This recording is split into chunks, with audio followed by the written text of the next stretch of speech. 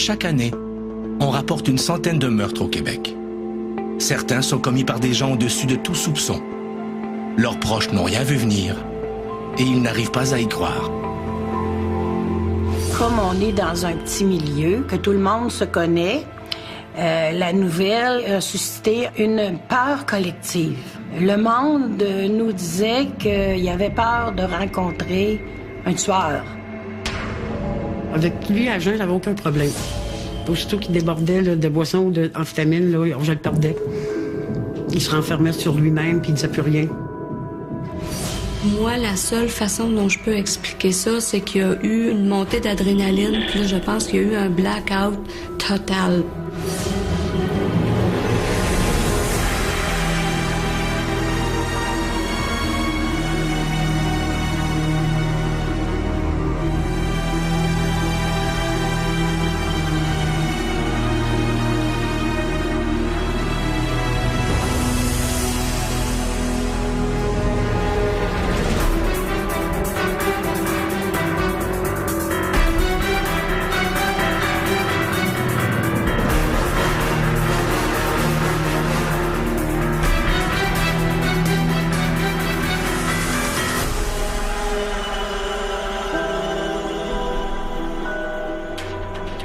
Le 7 mai 2008, à Thetford Mines, une ville située à mi-chemin entre Québec et Sherbrooke, Gaétan Robert, un homme de 58 ans, disparaît mystérieusement.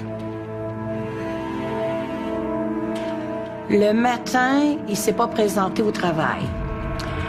Ses employeurs, inquiets parce qu'il était toujours là. S'il était pour manquer 5 minutes et 10 minutes, il allait appeler pour dire qu'il serait en retard. Ses patrons sont allés voir à son appartement, vu que ça répondait pas. Et puis, il n'y avait pas personne, l'auto était partie aussi. Françoise se rend à l'appartement de Gaétan dans l'espoir d'y trouver des indices sur sa disparition. Mais elle ne trouve aucune piste et informe aussitôt la police. J'ai appelé la Sûreté du Québec. Ils m'ont demandé son âge. J'ai dit 58 ans. J'ai dit, il est toujours au travail, puis là, c'est ses patrons qui nous ont appelés pour dire qu'il était pas au travail. Et c'est pas dans ses habitudes, fait que là, ils ont dit, à ce moment-là, on fait des recherches. Les heures filent et Françoise est de plus en plus inquiète. Un policier la rejoint enfin à l'appartement de Gaétan. Fait que là, le policier voyageait en haut et en bas de l'appartement. Il nous revient, puis il nous a dit « Attendez de nos nouvelles ». Les policiers font un suivi sur les transactions bancaires de Gaétan Robert. Ils découvrent alors que plusieurs achats ont été faits avec sa carte de crédit. Il me dit aussi, il a fait des achats de tel montant, là, dans 2 magasins. Là, j'ai dit « Non ». Là, ça marche pas. Ça marche pas parce que je connaissais mon frère. Il gagnait quand même bien sa vie, mais il était pas fortuné. Le policier se rend alors dans les différents commerces où les achats ont été effectués. Je me suis rendu au Promenade Saint-Noël, au commerce Super C. Et à ce moment-là, j'ai pu visionner qui avait utilisé la carte de crédit. Et à ce moment-là, j'ai vu un individu avec un manteau jaune. Et il y avait aussi les cheveux bleachés par l'arrière, comme avec du gel. La nouvelle de la disparition de Gaétan Robert se répand dans la population. Et les pistes fusent rapidement de partout. On avait beau pas y croire, mais par contre, ça nous faisait penser qu'il y en a-tu qui savent des choses que nous autres, on sait pas.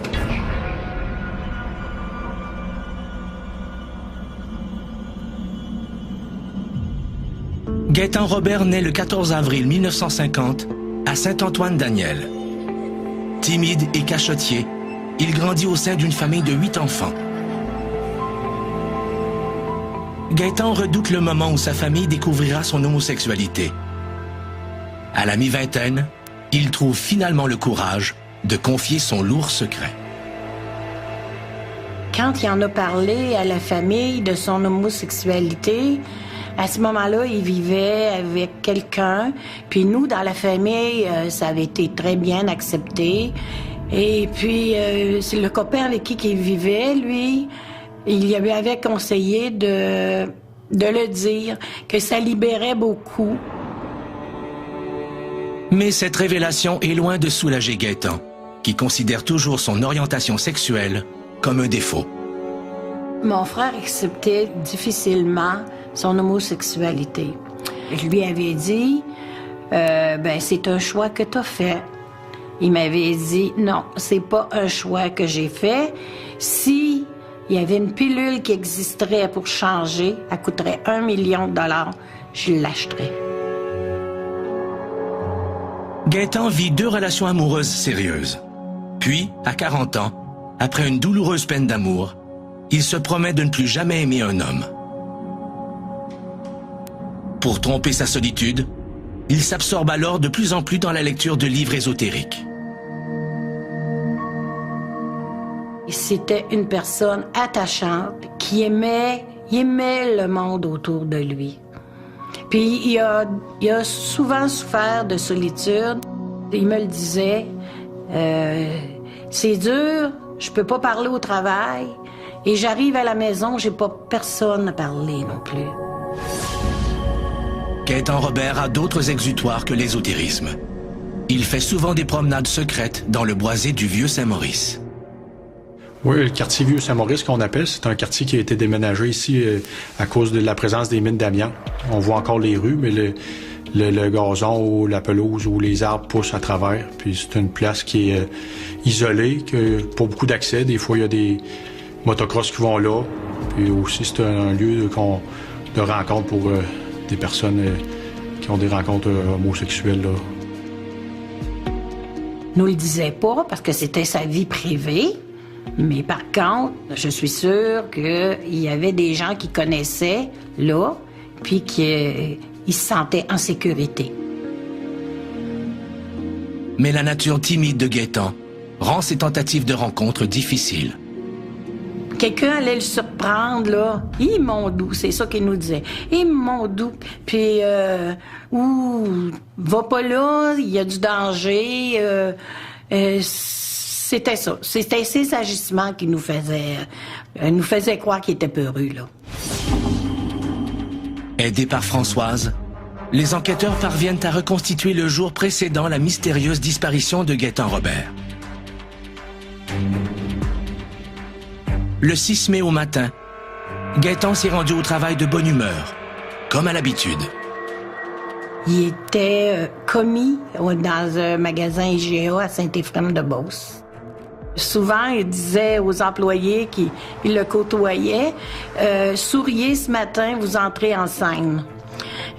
C'était un mot d'humour. Je pense qu'il devait être apprécié de tout le monde.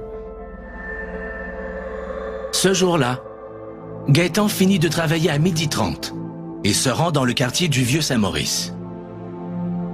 Gaétan s'y promène sans suivre de parcours particulier.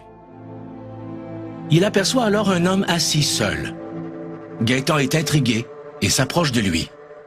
Cet homme, c'est Jean Dostie. Et à la vue de Gaétan, des souvenirs de son passé refont surface.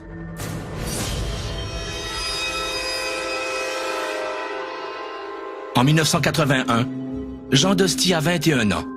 Et après avoir travaillé comme machiniste dans la marine canadienne, il rencontre une femme de qui il tombe follement amoureux.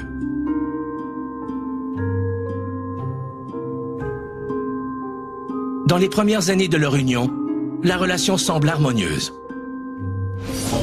Dostie consomme bien de la marijuana à l'occasion, mais cela n'importune pas sa conjointe, qui retrouve en lui toutes les qualités d'un bon mari. C'était quelqu'un d'hyper sociable, quelqu'un de gentil, qui aimait faire rire, un côté fanfaron, généreux de sa personne, généreux de son temps, généreux de ses choses. C'était quelqu'un qui était vraiment une bonne personne, pas méchant. C'était le Jean que j'ai connu à ce moment-là.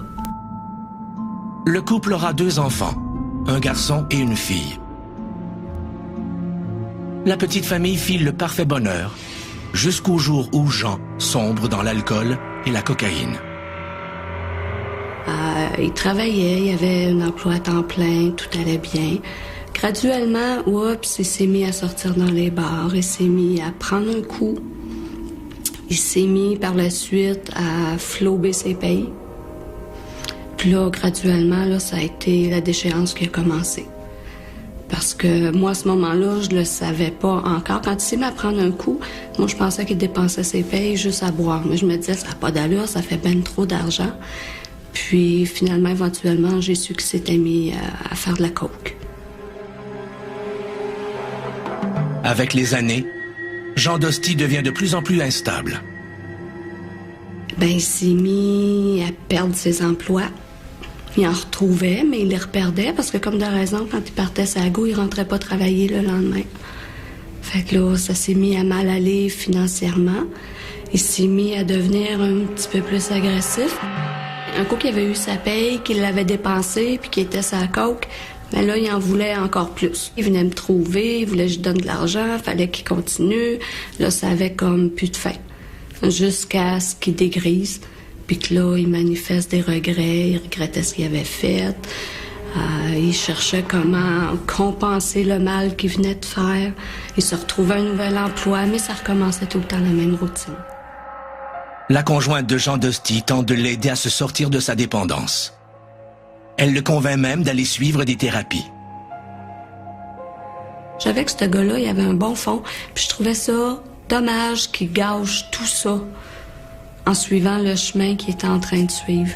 Fait que j'ai essayé longtemps de le coacher, de le soutenir dans ses démarches. La première fois, la deuxième fois, quand il est allé en cure de désintox, par la suite, il revenait rester à la maison, puis j'avais espoir que cette fois-ci, ce serait la bonne fois. Parce que je le savais qu'il m'aimait, je le savais qu'il aimait ses enfants, fait que je me disais, Colin, je peux pas croire qu'un bon jour, là, il y aura pas une cure qui va vraiment le faire décrocher de ça. La famille de Dostie ignore que sa consommation de drogue et d'alcool cache un secret d'enfance. Ils ignorent également que ce lourd secret viendra bouleverser leur vie.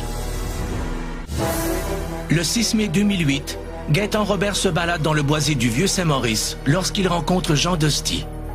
Ce dernier est submergé par des sentiments insupportables quand leurs regards se croisent. Mon père a toujours eu un jardin secret. Il était un petit peu, je dirais, peut-être manipulateur, dans le sens que il partageait pas vraiment ce qu'il pensait ou ses émotions.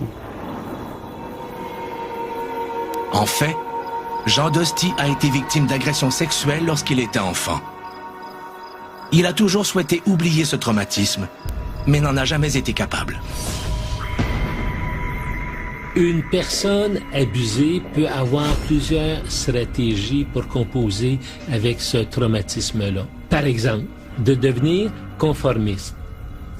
Malgré l'agression qui me traumatise, j'essaie de faire comme si il n'y en avait pas eu et j'essaie de m'intégrer à la société comme tout le monde. Dostie adopte cette stratégie en occupant un emploi dans la marine, en se mariant et en ayant 2 enfants. Mais avec les années, le poids du traumatisme fait tout de même ses ravages. Quelqu'un qui ne parle jamais d'un traumatisme vécu ne le règle pas. Et qu'il le veuille ou qu'il le veuille pas, le traumatisme va l'empêcher de progresser. Si il ne parle pas du traumatisme, qui est peut-être l'événement le plus perturbateur de sa vie, il ne peut pas parler de son problème de toxicomanie. Il faut d'abord qu'il se soulage de cet événement majeur pour apprendre à faire confiance. Les thérapies ne changent rien au problème de drogue et d'alcool de Dostie.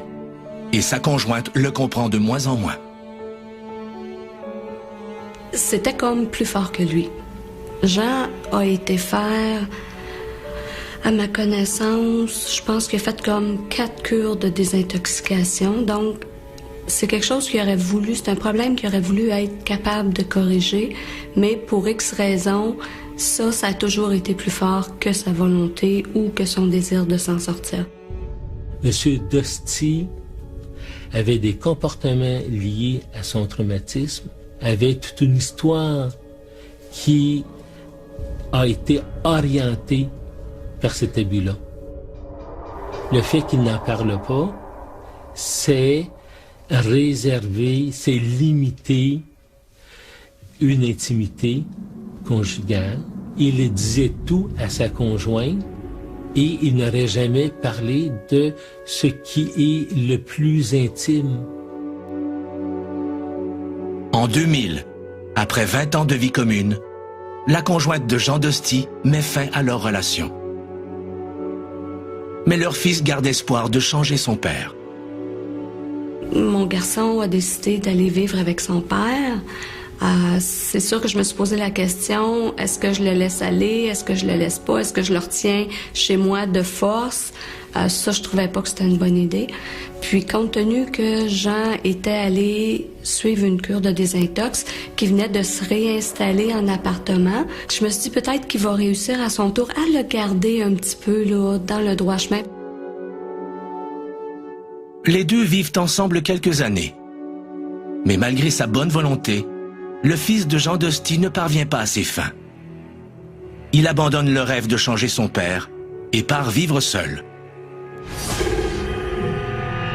En 2007, Jean Dosti, lui, retourne dans un centre de thérapie pour toxicomanes. Quelques mois plus tard, il sort du centre et son fils lui présente Christiane Toutan. Il s'est présenté chez moi, puis il m'a demandé si je pouvais l'héberger. Moi, je lui ai dit, il n'y a pas de problème, je t'essaye un mois. Si ça fonctionne, on continue, sinon tu vas être obligé de t'en aller. On a fait cet arrangement-là, puis il déménageait chez moi. Christiane accepte de lui ouvrir sa porte même si Dosti n'a pas d'emploi. Elle est loin de s'imaginer quel genre d'homme il est vraiment. Moi, je le trouvais génial, j'avais du fun avec, j'ai pris une coupe de bière avec, j'ai jasé avec, il était intéressant comme bonhomme. On établit une amitié. Les débuts de leur cohabitation se passent à merveille. Dosti est poli et serviable. Il semble même être sur la voie de la réhabilitation. Moi, je trouvais qu'il fonctionnait très, très bien. Il faisait lui-même la bouffe, il faisait du ménage, il était propre, il s'occupait de ses affaires.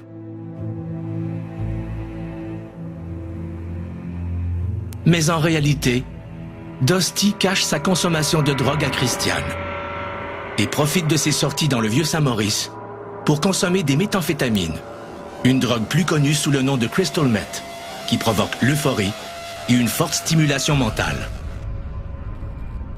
Il part, des fois, c'est une couple d'heures, ça peut être une nuit.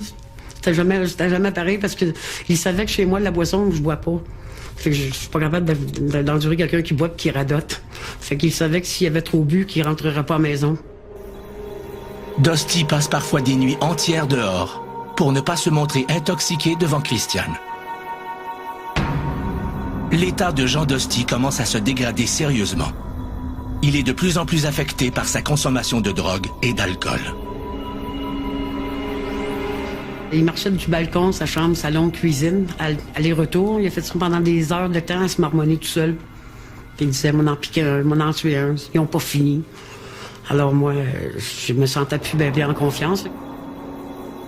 Jean Dosti ne parvient plus à réprimer ses signes d'agressivité devant sa colocataire. D'autres stratégies pour composer avec ce traumatisme. Il y a des personnes agressées qui deviennent ce qu'on appelle des vengeurs. Les souvenirs des abus dont il a été victime semblent hanter Jean Dosti qui est de plus en plus tourmenté. Lorsqu'il exprime des propos haineux et des menaces, Christiane, maintenant apeurée, s'embarque dans sa chambre. Je le vois encore. Quand il fait ses 100 pas, là, puis il se promène, puis qu'il se parle tout seul, puis qu'il marmonne, il est tout seul sur sa petite planète, lui, il ne voit rien d'autre. Puis il parle de plus en plus tout seul, puis il était toujours parti plus longtemps dans le bois. Il en veut, je ne sais pas à qui il en veut comme ça, mais je voudrais pas être la personne. Au cours des 3 mois de leur cohabitation, Christiane développe une peur intolérable de Dosti. Au début de mai, elle se voit contrainte de le mettre à la porte. Alors, c'est pas plus grave que ça. Tu vas pas coucher dehors, il commence à faire beau. Jean Dostie s'installe alors dans le boisé du Vieux-Saint-Maurice. Jean a toujours été nostalgique du temps où lui demeurait dans le Vieux-Saint-Maurice. Il était retourné à sa nostalgie, il était retourné à ses sources. Puis compte tenu que c'est quelqu'un qui a toujours été près de la nature, il a toujours aimé la nature, ben quand il allait là, il devait vraiment... Ça devait être pour essayer de se sentir bien, de se rappeler quelque chose de bon. Mais Dostie ne trouve pas seulement un exutoire dans le calme de la nature. Il passe une bonne partie de ses journées à consommer de la drogue. Quelqu'un qui consomme pour s'intoxiquer, consomme pour geler quelque chose, pour geler un mal-être. Probablement que sa souffrance augmentait, probablement qu'à mesure que la vie conjugale et familiale se développait, à mesure qu'il ne pouvait pas faire face aux obligations et responsabilités de son rôle, et il s'est enfermé dans la consommation, malheureusement. Le 6 mai 2008, quelques jours après avoir été mis à la porte par Christiane, Jean Dostie voit pour la première fois de sa vie Gaétan Robert. Gaétan ignore que Dostie a consommé drogue et alcool.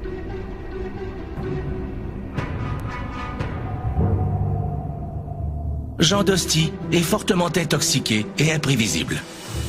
Gaétan Robert s'avance sur un terrain dangereux. La suite des événements sera des plus choquantes et perturbera la population entière de Thetford Mines. Après 3 mois de cohabitation, Jean Dostie est mis à la porte par sa colocataire Christiane Toutan. Il s'installe dans le boisé du Vieux-Saint-Maurice, où il consomme drogue et alcool. Le 6 mai 2008, il est approché par Gaétan Robert. Espérant trouver un compagnon, Gaétan Robert fait des avances à Jean Dostie. Quand on a su qu'il avait fait une avance, et on a consulté une autre personne gay pour voir c'est quoi qu'étaient les avances. Puis il nous a dit la même chose que Gaétan avait fait. Dis-nous, dans le milieu gay, c'est pas juste de se regarder dans les yeux, c'est de, disons, ben c'est notre braguette, puis montrer qu'on veut quelque chose. Là. Si Jean a été abusé sexuellement dans sa jeunesse, je pense que ça a un lien direct avec les réactions qu'il a pu avoir lorsqu'une personne homosexuelle s'en prenait à lui, entre guillemets. Je pense que là, non, ça passait pas. Là, puis là, il y a une coupure qui se faisait, il y a quelque chose là, qui se faisait. Dégoûté par l'approche de Gaétan, Dostie le repousse une première fois. Mais Gaétan aurait insisté. C'est l'image de l'agresseur qui nous a fait mal, l'image de mon frère, là, comme étant l'agresseur. On sait si bien que ça n'a pas été lui l'agresseur. Oui, il a fait une avance, mais jamais en imposant quoi que ce soit. Dostie, l'ayant alors perçu comme une personne intrusive, aurait cherché à l'éloigner à plusieurs reprises. Il y aurait eu, selon les experts, une dissociation. Il n'a pas fait de lien entre le comportement de M. Robert, qui n'était pas, selon sa famille, un homme agressif, qui n'était pas un homme qui s'imposait. Donc, M. Dostie aurait mal interprété le comportement de M. Robert. Quelle connexion est-ce qu'il a fait? On ne sait pas. Ce qui ressemblait pas à mon frère dans l'événement tel qu'il a été décrit, c'est que il nous disait que mon frère, il aurait voulu, par 3 fois, il a voulu faire des avances à Jean Dostie pour avoir une relation. Puis nous, tel qu'on connaît Mon frère, oui, une fois, il a sûrement montré qu'il voulait avoir une relation, mais pas 3 fois. Parce qu'après un premier refus, il serait en allé, puis ça, c'était le genre à mon frère, de pas insister sur quelque chose. Dusty perçoit les approches de Gaétan comme étant trop insistantes. Il veut se libérer de l'homme. Il brandit son couteau et le poignarde à de nombreuses reprises. La lame du couteau se tord sous l'impact. Jean Dusty lance son arme. Gaétan tombe à la renverse et crie de douleur. Mais Dusty ne veut pas en rester là. Est-ce que il a vu dans M. Robert, dans son comportement, dans son regard, est-ce qu'il aurait revu l'agresseur? On ne sait pas qu'est-ce qui s'est passé dans sa tête, mais il s'est certainement passé quelque chose parce que subitement, il a un comportement qu'habituellement, il n'a pas.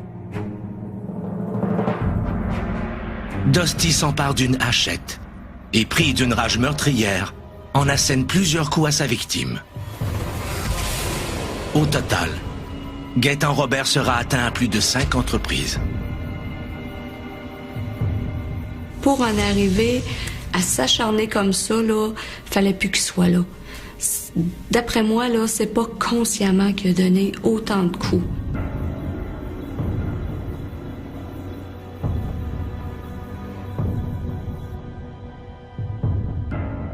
Dusty est assez lucide pour comprendre qu'il doit quitter les lieux le plus rapidement possible. Il s'empare du portefeuille et des clés d'automobile de Gaétan. Puis, il enroule les armes de son crime dans le chandail de sa victime et les dissimule sous une roche. Il cache ensuite le corps de Gaétan dans les buissons. Jean Dusty ramasse son campement de fortune et quitte les lieux du crime. Il tente de s'enfuir au volant de la voiture de Gaétan, mais ne trouve pas l'antidémarreur. Il jette alors les clés dans une bouche d'égout.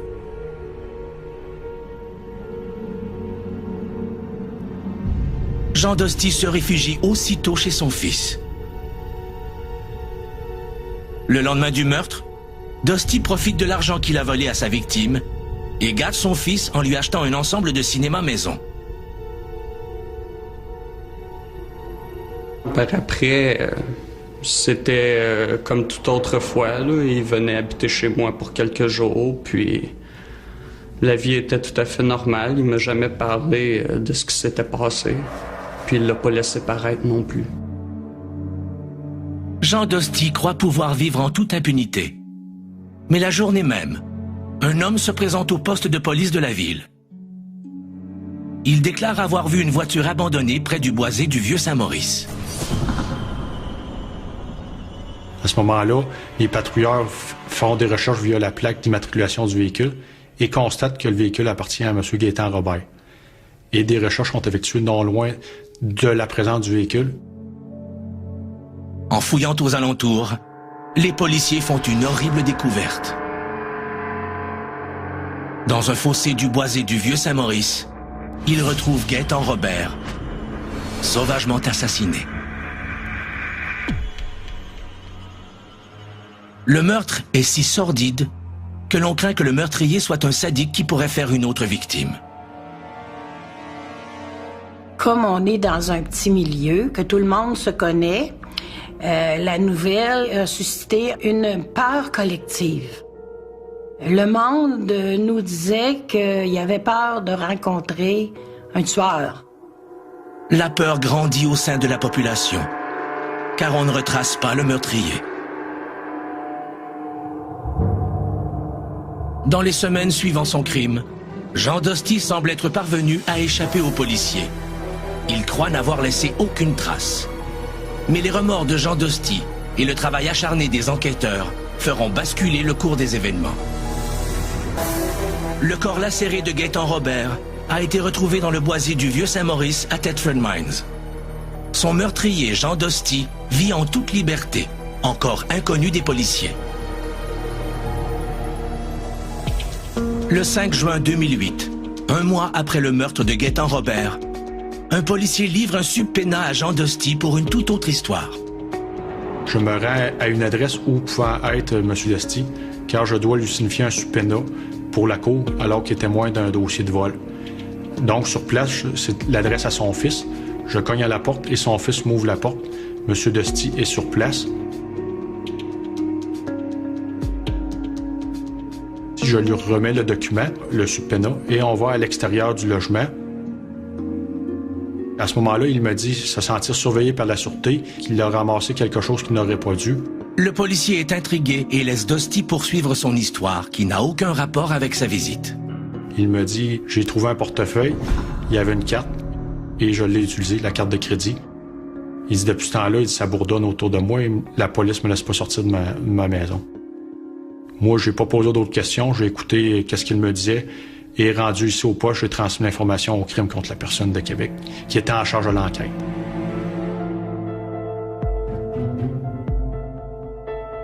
Le lendemain, le même policier croise par hasard Jean Dostie dans la rue.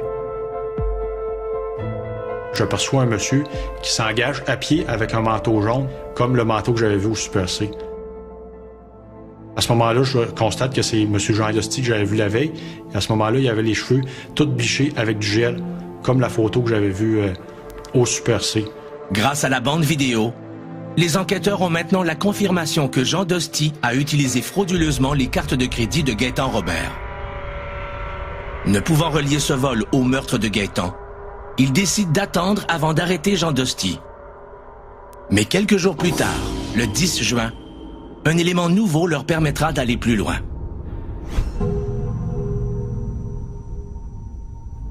C'est à cette date que Jean Dostie écope d'une peine de 3 mois d'emprisonnement pour des faits survenus 1 an auparavant. Il s'était alors déclaré coupable de vol par effraction et conduite avec facultés affaiblies.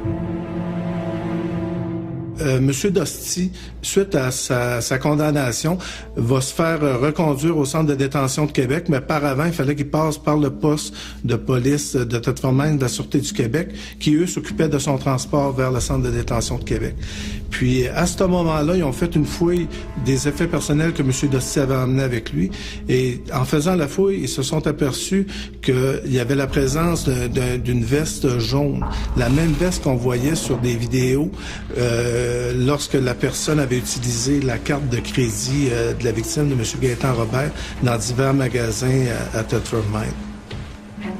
Les policiers envoient aussitôt le manteau jaune, ainsi que les espadrilles de Jean Dostie aux analystes, avec l'espoir qu'ils puissent y découvrir des éléments le reliant au meurtre de Gaétan Robert. Jean Dostie, lui, prend le chemin du centre de détention de Québec. Après avoir purgé sa peine, Dostie se rend dans un centre de transition d'asbestos où il comble un poste à l'accueil. Les enquêteurs, eux, attendent avec impatience les résultats des analyses réalisées sur le manteau jaune et les espadrilles. Mais les analyses ne révèlent aucun élément qui permettrait de lier Dostie au meurtre de Gaétan Robert. Les espoirs des enquêteurs s'amenuisent. Ils décident alors d'exploiter la seule piste qu'ils détiennent, celle du vol des cartes de crédit. Fait que suite à ça, on a demandé l'émission d'un mandat général pour pouvoir aller faire une perquisition chez le fils de M. Dostie, l'endroit où M. Dostie avait habité après le meurtre, où le policier l'avait rencontré de toute façon. Et à cet endroit-là, on a perquisitionné et on a saisi du matériel qui avait été acheté avec la carte, entre autres un cinéma maison qui avait été avec ça, et la facture du cinéma maison qui concordait effectivement à l'heure et la date qu'on voyait sur le vidéo. 4 mois après le décès de Gaétan Robert, les enquêteurs obtiennent enfin un mandat d'arrestation contre Jean Dostie. Le 4 septembre en après-midi, ils se rendent au centre de transition où Dostie travaille. Nous, on avait les éléments pour pouvoir accuser, pour pouvoir avoir un mandat d'arrestation contre M. Dostie pour utilisation frauduleuse d'une carte de crédit et recel. Fait qu'on a procédé à l'arrestation de M. Dostie. pour justement utilisation frauduleuse de carte de crédit et recel. Puis on lui a fait une mise en garde à l'effet qu'il serait interrogé aussi sur le meurtre de M. Gaétan Robert, étant donné qu'il s'était servi de la carte de M. Robert.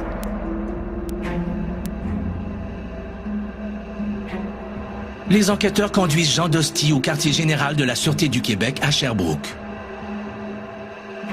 Ils procèdent alors à un interrogatoire serré pour lui soutirer des informations. Dans sa version initiale, M. Dostie nous dit qu'en se promenant, il a trouvé la carte de crédit pas loin du vieux Saint-Maurice à Thetford Mines, qui a pris cette carte-là, puis ensuite qui est allé faire des achats pour son fils et pour lui-même. Il a tenu tout le temps cette version-là tout au long de l'interrogatoire. Il nous disait même, je vais aller vous montrer. De toute façon, il dit, il faut que j'aille comparaître à Thetford Mines. Il dit, en montant, je vais vous montrer où je l'ai trouvé la carte. Les enquêteurs acceptent la proposition de Jean Dostie et se dirigent avec lui vers le boisé du vieux Saint-Maurice. Dostie croit pouvoir déjouer les enquêteurs. Mais lorsqu'ils arrivent sur les lieux, il est aussitôt pris de court par l'un d'entre eux. Rendu dans le secteur du Vieux-Saint-Maurice, M. Dostie a indiqué l'endroit où il avait trouvé la carte. L'enquêteur, sergent Bertrand Bérubé, l'a regardé, il dit, c'est ici que tu as trouvé la carte? Il dit, oui, effectivement, c'est ici, avec le portefeuille. Mais il dit, ça donne bien, il dit, regarde la bâtisse qui est juste en face. Il y avait un commerce, il y avait des caméras. Il dit, on a les caméras de ce commerce-là pour cette période-là. Fait que si effectivement tu as trouvé ça, il n'y a pas de problème, on va le voir sur les caméras. Fait que là, la version de M. Dostie a changé là, du tout au tout. Dostie change sa version des faits. Il avoue avoir trouvé les cartes proches du corps de Gaétan Robert, mais nie catégoriquement être impliqué dans son meurtre. M. Dostie, dans la journée du 4 septembre, va garder tout le temps la même version. La deuxième version, c'est-à-dire, va dire que c'est pas lui, il est pas impliqué dans le meurtre, qu'il a entendu quelqu'un crier, qu'il a même vu une Ford Econoline blanche quitter les lieux à la vitesse, mais dit qu'il n'est pas impliqué là-dedans. Les enquêteurs sont maintenant persuadés qu'ils ont sous les yeux l'homme qui a sauvagement tué Gaétan Robert. Mais sans aveu, ils devront le libérer. Ils doivent maintenant faire preuve de la plus grande adresse. Réussiront-ils à obtenir une confession? Le 4 septembre 2008, Jean Dostie est mis en état d'arrestation pour vol et recel de cartes de crédit. Les enquêteurs l'interrogent pendant de nombreuses heures afin de lui soutirer un aveu concernant le meurtre de Gaétan Robert. Mais Dostie demeure muet. Ça n'est vers la fin de la soirée qu'il va dire à l'enquêteur, va dire, regarde, demain, il dit, on va régler ça. Il dit, demain, ton dossier va être complet. Il dit, je vais te conter la vérité demain, mais il dit, avant, je vais parler à mon avocat. Dostie consent à passer aux aveux. Mais il a une requête spéciale. Parler à son fils avant qu'il n'apprenne l'histoire par les médias. Son fils accepte de le voir.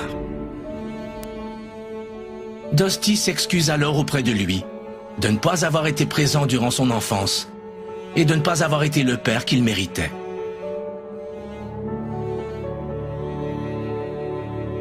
Puis, il lui avoue avoir tué Gaétan Robert. Le fils de Dostie passe par toute une gamme d'émotions quand il apprend que son père est un meurtrier. Je suis passé par la colère. Je lui en voulais d'avoir fait ça énormément, puis aussi de m'avoir fait ça, parce qu'en même temps, c'était comme s'il me laissait. Dostie avoue ensuite son crime aux enquêteurs. Les armes qu'il a utilisées sont rapidement retrouvées et le 8 septembre, il est formellement accusé du meurtre de Gaétan Robert. Le délai a été pour nous vraiment long entre l'arrestation de Jean Dostie et le meurtre. Par contre, la journée que l'inspecteur nous a appelés pour nous dire qu'il avait trouvé l'agresseur et qu'il avait avoué le meurtre, pour ma part, moi, j'ai revécu la même affaire que quand j'ai su qu'il avait été tué. Par contre, avec une grande satisfaction de voir qu'il avait avoué. Dostie confie à son avocat qu'il a été victime d'agressions sexuelles durant son enfance. Le 8 septembre 2008, lors de sa comparution, il plaide coupable à une accusation d'homicide involontaire. Le juge désire obtenir plus de renseignements et reporte le prononcé de la peine au 14 juillet 2010. La famille de Gaétan Robert assiste aux représentations. Ce n'est qu'à ce moment qu'ils apprennent toute l'étendue de l'atrocité vécue par leur frère. Le nombre de coups qu'il a fait qui est inacceptable. Pour nous, on pense que après 1-2 coups de couteau, ben tu te dis, tu te réveilles. Mais lui, ça n'a pas été ça. C'est après 2-3 coups de couteau, il s'est acharné. C'est l'acharnement qui a mis à battre, à agresser mon frère, qui nous a, qui nous dérange, là. Ça nous dérange tout court qu'il l'ait agressé, mais c'est d'autant plus que il n'a eu beaucoup de coups de couteau, là. Les experts de la couronne et de la défense conviennent que Dosti était dans un état de dissociation au moment du meurtre. Sa réaction a été tout à fait démesurée, là. C'est pas parce que dans un parc, un homme fait de l'exhibitionnisme que on se sent attaqué et qu'en légitime défense, on va l'assassiner. Il y a eu des liens qui se sont faits et M.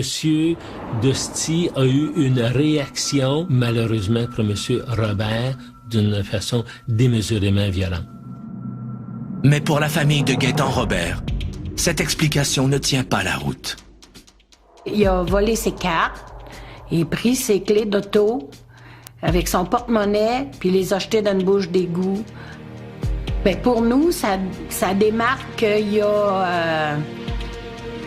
il savait ce qu'il faisait.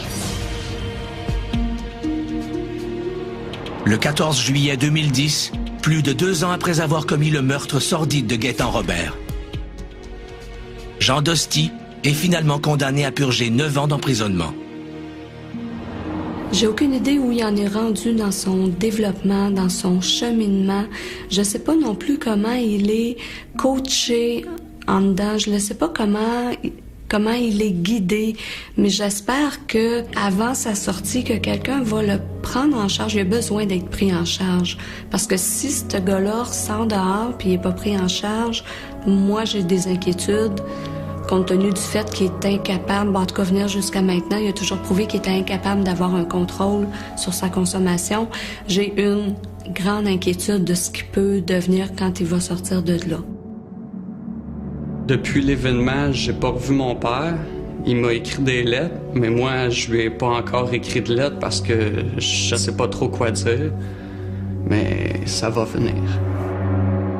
Quand un drame comme ça survient dans une famille, ça déchire la famille. On vit notre deuil chacun à notre manière.